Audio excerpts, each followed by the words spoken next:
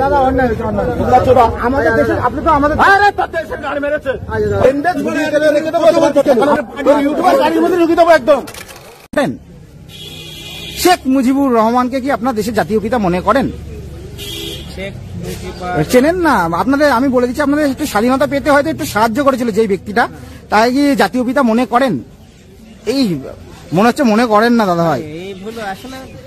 হ্যাঁ, আপনাদের let me finish.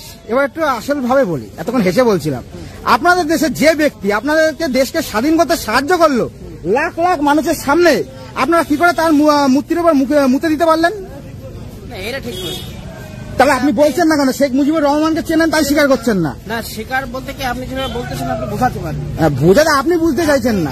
হ্যাঁ বলুন। যেরকম বলতেছেন জাতির পিতা, হ্যাঁ জাতির পিতা মুসলমানের কি হয়? এতদিন তো তাই জেনে এসছে, তাই তো?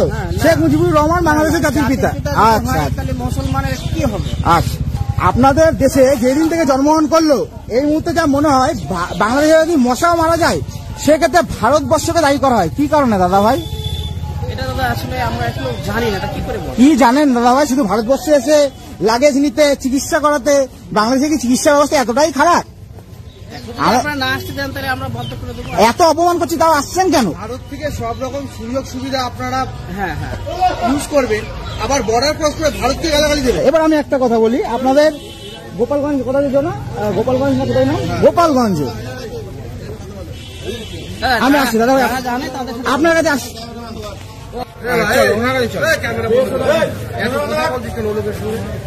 দেখুন আমি কিন্তু বারবার আমি কিন্তু বারবার ভারত একটা ফরেনার উনি ভারতীয় মুসলিম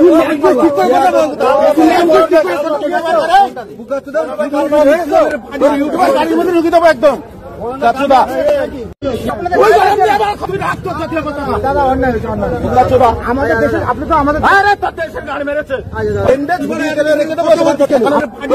গাড়ির মধ্যে ঢুকে দেবো একদম।